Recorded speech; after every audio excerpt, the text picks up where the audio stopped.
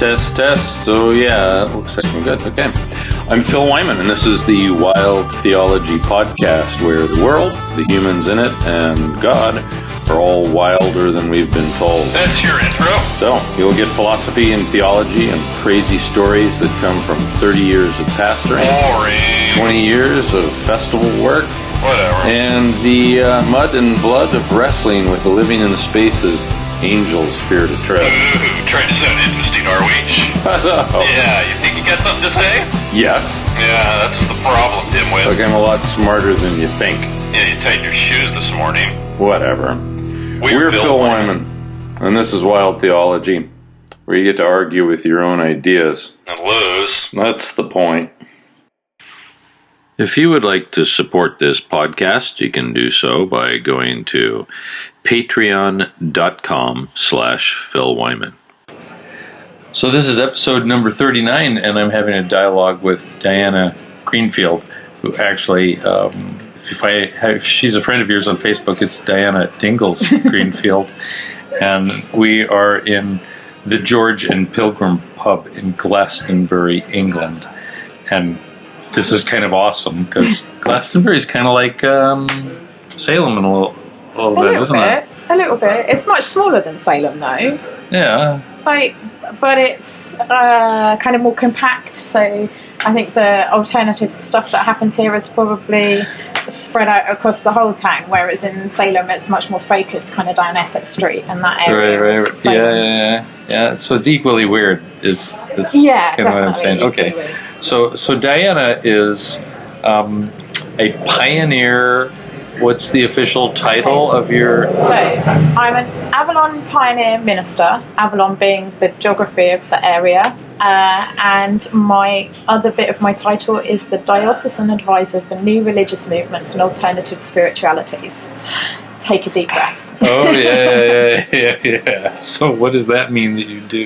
So across Somerset, I work with churches and ministers and so on, and help them understand the pagan world that is Glastonbury, that kind of rotates around Glastonbury. Right. And that's an easy job, isn't it? I'm laughing. I'm tired. My tongue is in my cheek. It would probably be an easy job if it wasn't for the church.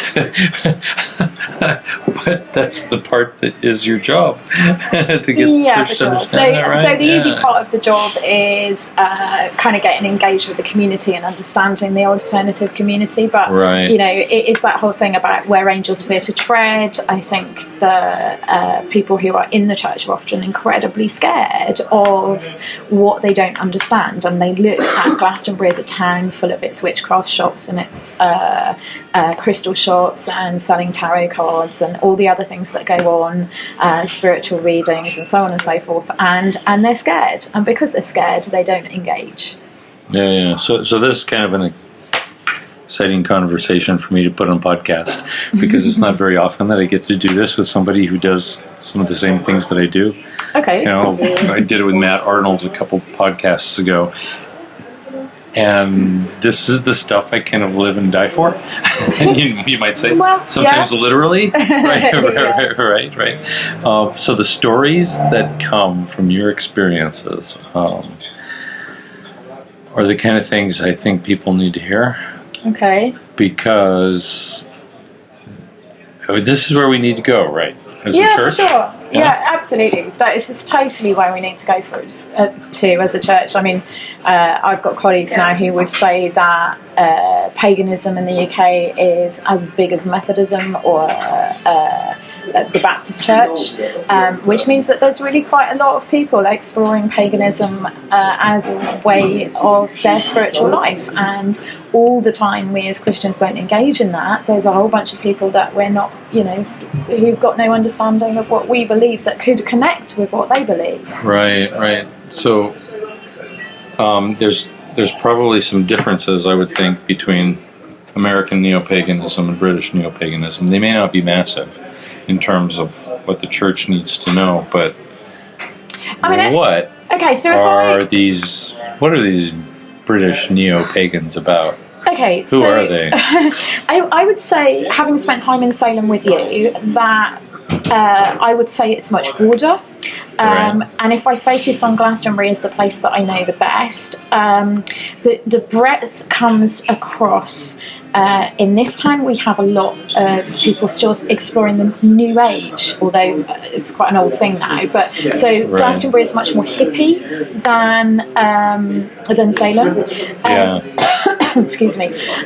We also have a mix of witchcraft. So witchcraft will be traditional witchcraft, where people are seeking to reclaim the title of wise woman or wise man, and looking at the ways in which herb law would have been a really important thing, as well as the fact that Wicca grew up in the New Forest in the 50s.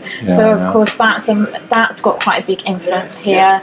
Obviously Aleister Crowley grew up in the West Country. So a lot of the esoteric people that are exploring their paths in this area will have been influenced by Aleister Crowley to some degree or another. For example, OTO, which is no longer here, but Ordo Templaris Orientis is no longer in this area, but we did have an OTO organisation for a while, and that has Crowley influences. We had a very little one in Salem. Didn't have much influence in the overall Wicca paganism. Does, whether they like to admit it or not. So say that again. So Wicca does have an influence, Wicca but they don't like to. Crowley influence. Oh, right, definitely. Yeah. But then, alongside of all that, we have Druidry. And we have the Druids, which we have very little of in Salem. I've probably met one or two over the years of 20 years of being there. So the Druids are really wanting to connect with the ancient ways of engaging with creation or the earth, so we follow the Celtic Wheel of the Year, which I know has gone worldwide, but actually is based around a very English agrarian calendar. And so our Druids will follow that quite closely. We don't actually have an order of Druids in Glastonbury, although there are some that like to claim there is. What we do have is an order of bards who practice Druidry. They're within that same tradition, and but kind of engaging with the storytelling part of that, and that's been one of the places. So you have bards, but no ovates or druids. Yeah, we do have Druids, but we mostly have bards. And there's a much longer story about that I don't necessarily need to go into now. So one of the ways that I really kind of started to get myself into the community was about 7 or 8 years ago. I actually took part in the Bardic Trials, which is like a little mini Eisteddfod. And it was so interesting because I stood up wearing my dog collar because I'm a Church of England priest, and I told a story, which I was perfectly entitled to do. And there was a lot of freaking out in the background about whether I might win, because was it actually a pagan event? Could a Christian take part and be involved in it? I didn't win, and I'm quite glad I didn't win. But I think I told you I've been a part of that same kind of thing at a Druid event, and there was an Eisteddfod and a winning of wasn't a crown. What was it they were winning? It was a staff or something. You win a tractor seat here. A tractor seat. It's called the Bardic chair, but it's a tractor seat. It's classic. How rural. For sure. Do you have to walk around with black sheep for that?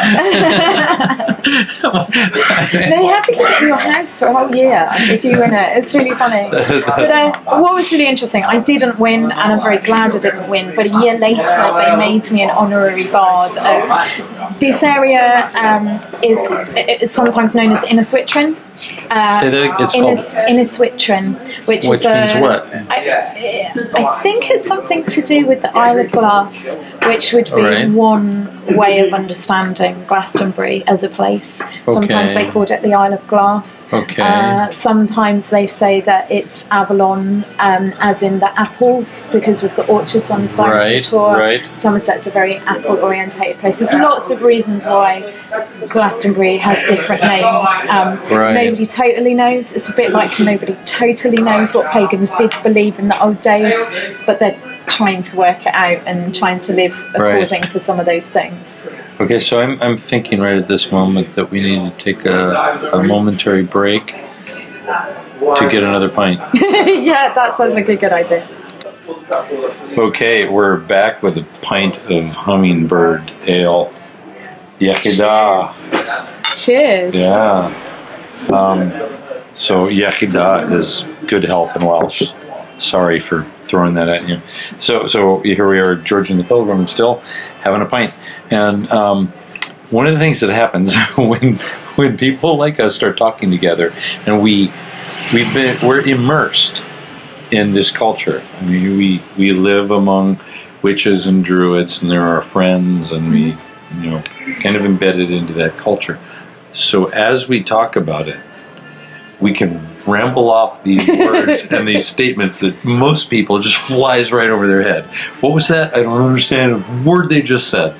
So if you were to find a way to simply define the super large spectrum of different occult practices of the people that you know, do you have a way that you I guess describe that for Christians who don't get it? Okay, so I break it down into, I tend to put those that follow the practices of earth spirituality into pagan. I then break birth to the earth spiritualities. So that would be Wiccans, witchcraft, druidry, and actually, really, although I slightly struggle with this one with the goddesses in Glastonbury. We have no, they're not goddesses; they worship the goddess. But there's a big movement of that in this town. Okay. And so these people, this would be a pantheism or a panentheism. What? Yeah, this green spirituality. I think it's both. Right, which is why I said panentheism. It's pantheism and panentheism. It can be both. Not just one. So either or. Yeah, and I think sometimes people. I mean, it's a pig and mix culture, isn't it? So they like a bit of this and I like it, and it will depend on who you were talking to. But I would put those in one umbrella. Then you have, I would put the New Age under another umbrella, and so that would include, and obviously there's overlaps, but that would include things like tarot, like crystals, some healing, like the angelic healing and things like that. We have a lot of conspiracy theorists, and that really overlaps into the spiritual here. And things like aliens and stuff like that. I would put those under the New Age umbrella. Okay. And then you have the what's the word? Theosophical is the word I'm looking for. Right. And that's where I would put things like OTO, the Theosophical Society. Tying back into like Madame Blavatsky and Crowley. Yeah, absolutely. Although, as I say, Crowley actually overlapped an awful lot more than that when it came down to it. Right. Because everybody seems to have drawn from him. Right. And so then what I would do is kind of break those things. I would break those things down, but I would put those three umbrellas out and say, look, under these different umbrellas, these are the kind of categories of the stuff that people are looking at. So under the earth spirituality, what are some common factors that are practices of Neo-Pagans? And all of these you would consider under a Neo-Pagan, or is the New Age a little... No, I tend to separate the New Age from the Neo-Pagan. So do I. Although, it's all mashing together. I mean, it does in this town because, I know Druids who set a lot of store by crystals. But if I look more specifically at the main practices of the Druids that I know, I'm looking at firstly, the wheel of the year they will be following, so they'll be honouring the particular cycle of the spring fertility and the harvest, and they'll often meet outside in some way, shape, or form. Right.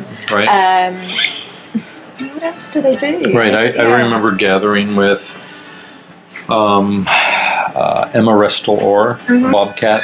Yeah.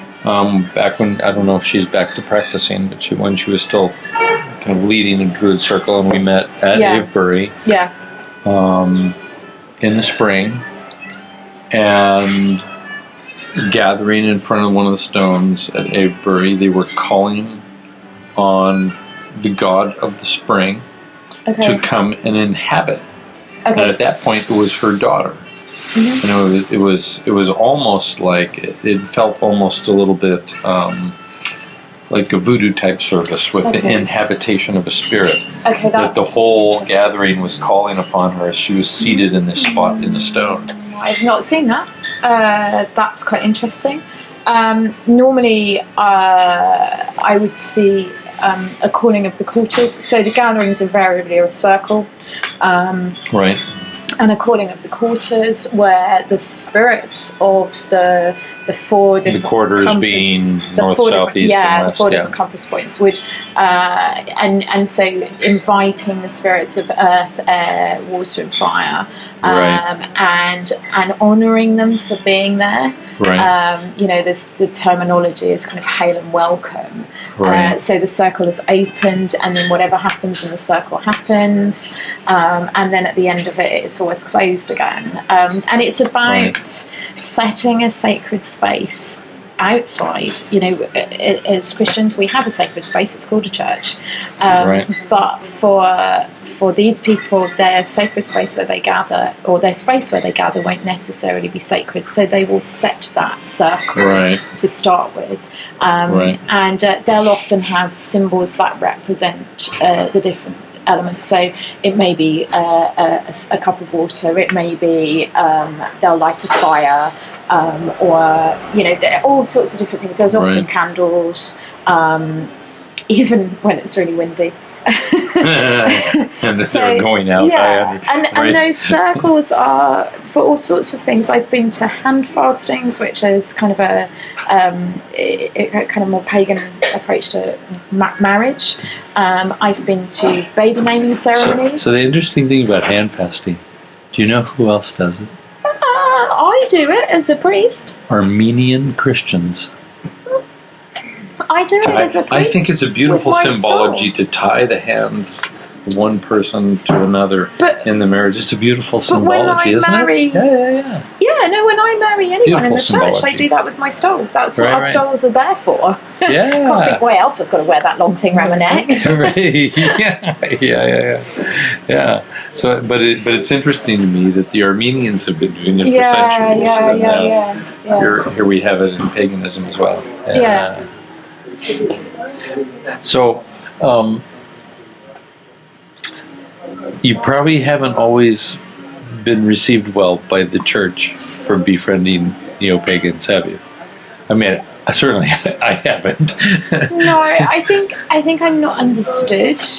I think there's a lot of fear that I'm going to the dark side and won't come back. Or that I'll go kind of off the rails, so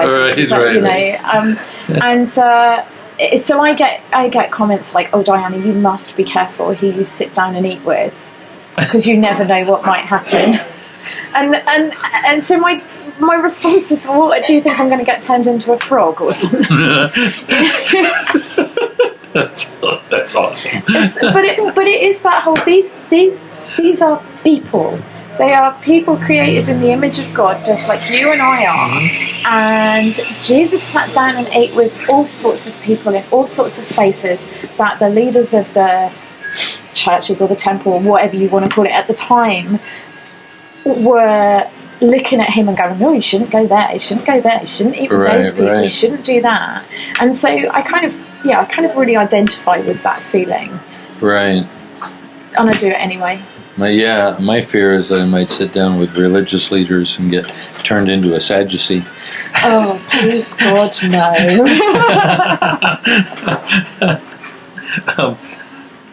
So what are some of the things people have said about you for hanging out with pagans, or done to you, or the way you've been treated? I'm sidelined. So I'm not listened to as somebody who might actually know what I'm talking about. I don't very often get things said to my face, which is probably a good thing because I probably would struggle to handle. Right. But I'm just aware that there's a huge degree of suspicion. People just disengage. Yeah. Oh no, we won't have that person in our, we won't invite them to preach, or and I think they think I don't realise. So. Yeah. But when I do, and it's interesting because it's often church leaders who don't understand me. Like, they've done a degree of theological study, and right. they think they know, and they think they know what's right and wrong. And so, but when the congregation start to hear me, there's much more of a kind of, oh wow, this is really interesting, tell us more. Right. And isn't that great that you're working with these people, because we don't know how. So it often is the kind of powers that be in the church, as opposed to the necessarily people in the pews. Now, for me, it has been pretty much to my face, a lot of it. I mean, certainly there's things in the background, but I'm wondering, there must be a difference, and difficult to describe how these differences would be, but there must be an element of it as well, because you're a woman who's doing these things. I actually think, or are those two separate issues? I think that's separate. I actually think one of the keys is I'm an ordained priest. And so there's only so far that people can push me away, because the principle of being selected and trained for ordination requires you to go through such a rigorous selection and training process. And for me, they overeducated me because they were so concerned I would go off the rails all the way down the line as a pioneer. It was like, well, what do we do with this person? She's going to cause trouble. So we'd better make sure she's really got lots of education behind her.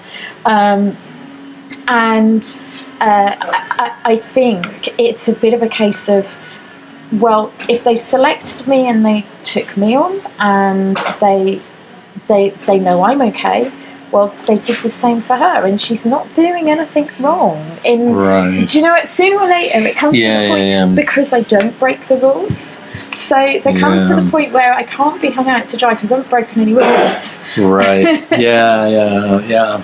I guess that's one of those, we were discussing earlier about the difference between, not here in the podcast, but I was talking earlier about the difference between California and New England and England, and the formalities that are approved of in New England and England. Yeah.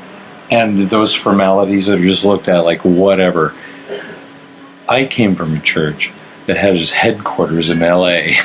So as far as, my ordination wasn't that important. So I'm thinking you turned up in shorts and a baseball cap, and you didn't dress up or take it seriously. No, I was dressed up. It was it was kind of a big deal because Pentecostals can get dressed up, but when it comes to it, if you're trouble, you're trouble. Maybe the superstition level is a little higher in Pentecostalism as well. But yeah, I was in a sense touchable. Of course, it was in effect the equivalent of like the bishop that went after me. So I don't think I'm untouchable. The bonus for me is that I have got the support of my bishop. Oh, that's brilliant. I am the bishop's advisor. I was invited to take that role on, so that helps. But I think often the challenges come from the colleagues that are at a closer level than me. Right. And I think the other thing is that actually what I preach is a theology that they don't share. In what way? So I would like to believe that I have a very holistic perspective of the Bible. I would always say that my roots are evangelical, but they are not what most people would understand as evangelical these days. Because that tends to be a particular shape and form of Christianity that usually requires people to say a prayer in order to become a Christian. Tends to be much more, I've noticed, much more fundamentalist than the broad spectrum that's beginning to occur with progressive evangelicalism in America. One of the things you and I have been talking over this last week is the whole the preparation I'm doing for the training I'm running for the lay pioneers this weekend on using the Bible in mission. As an understanding the whole overarching story of the Bible as a missional story for the context of where we are. And so, but there are a lot of people out there that still don't see it like that. And you can go to theological college and you can come out not really having been changed and grown and formed. And this is, and I think I did to some degree the first time round, and I've just carried on studying, and I've learned that actually there's this great big picture that starts from creation, and I'm using the work of N.T. Wright, that goes from the creation to the fall to the people of Israel to Jesus, and then like the unfinished symphony, the church, we don't have the end of the story yet. And when I think the other thing for me was learning about covenant. And when I understood that whole story and understood what covenant was all about, I have this picture, and when I share it with people, they get it. Say, why didn't people tell me this before? But you can go, you can go off to a particular tradition of church and never hear those kind of stories, because actually people won't think that that's the way it is. So we have a limited Romans Road kind of Christianity that happens within a lot of evangelicalism. There's a certain few facts we need to have down in order to be saved. But yes, there is that, and I get really frustrated with that. So for example, and you'll often hear me say this, that Paul talks about becoming a Christian. And the evangelical church has grasped hold of that and said, right, we're going to put an exclamation mark at the end of that phrase. And actually, if you go back to the Greek, that's not what Paul is saying at all. Paul is saying, yesterday I was becoming a Christian, today I'm becoming a Christian, and tomorrow, and so on and so forth. And it's a continuing process. So it's not this day I get on my knees and I have become a Christian and I've put a big exclamation mark and I've got my golden ticket to heaven. It is this continuing process. And so for me, and the minute I start to say things like that in certain contexts, people kind of put the barriers up and say, oh dear, we don't want to know this. This isn't going to hear from this person. She's a bit scary. She's making us work too hard. Might have to work out my salvation with fear and trembling. But that story works with the world that I live in. And that's what's so interesting. So when I sit down and I go to festivals and I have the time to sit down with in a field full of pagans, and somebody says to me, okay, Diana, so what is it? Why does God allow suffering? Or why does this happen? Or, what's this about Christianity? I will say to them, give me 10 minutes, let me tell you how I understand the world. And then you can ask me those questions, because what that does is put their questions in the worldview that I can because if I answer them in my worldview to their worldview, they'll never get it. Worldview. Absolutely. So you got to see the background first. Exactly. So that's what I do, and I tell them that story. That's one of the things that's frustrating me about our world today as a whole. We're trying to understand the other person always in the perspective of our worldview. And so their little bits and pieces of information make no sense.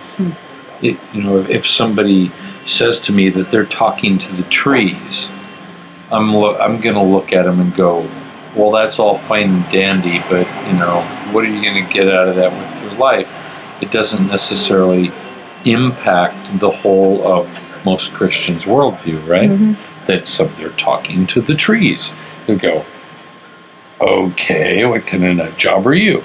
most people will say. But if you understand their whole worldview of life and the embeddedness of them having a panentheistic view of spirits and trees and whatnot, and they're talking to them, well, now their worldview in and of itself makes sense, right? Yeah, for sure. And I think, but we have a hard time understanding another worldview than putting their information into it.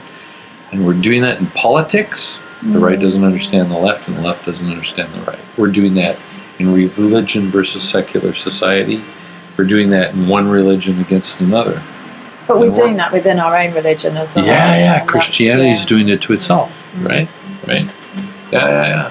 And so, it's just my example of talking to the trees. We have panentheistic Christians, and then we have more traditional fundamentalist leaning ones would go, oh, that's very occult, you weirdo. We only got a couple of minutes here. So before you were doing this, you were hanging out in clubs? Yeah, I was a nightclub chaplain. You were a nightclub chaplain. I was a nightclub chaplain, yeah. That's pretty sketchy. Pretty sketchy? Yeah. Oh, it was so cool. Tell me about it. It sounds really cool. It's exactly what I did. I loitered with intent. I used to call myself the other woman of the night.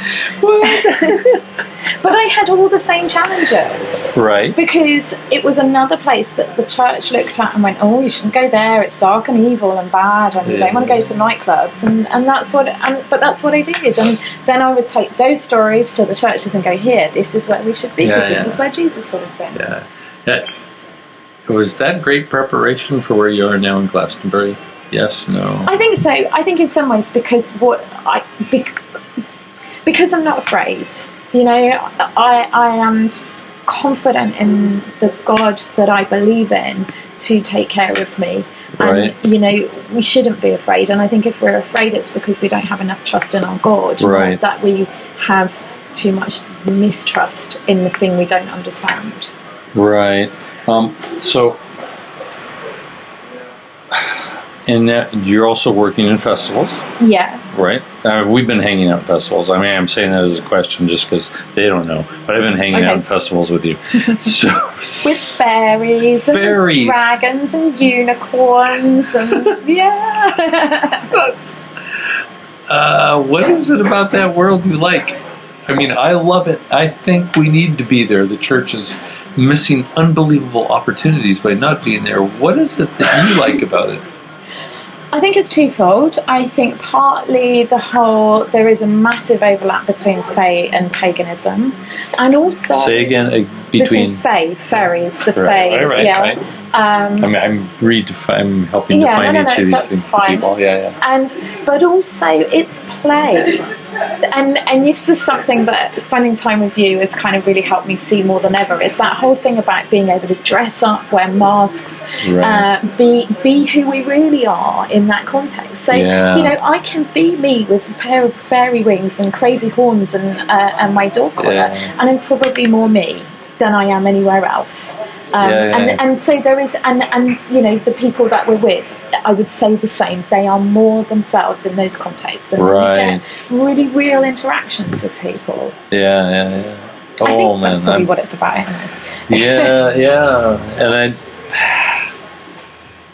And are there enough people doing this stuff? Oh, no. I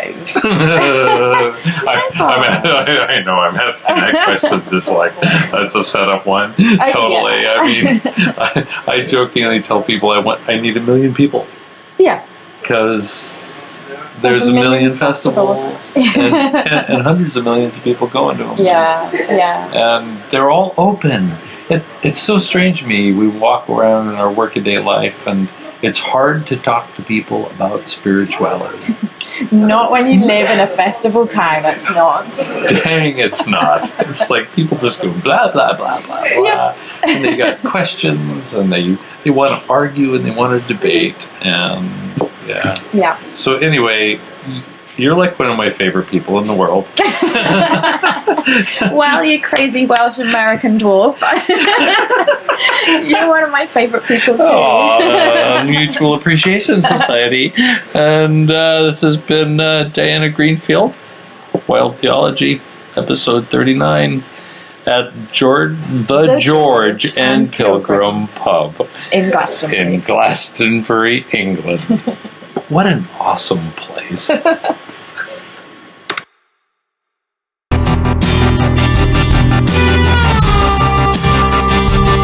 Thank you to my patrons who help make these missional travels and these podcasts possible.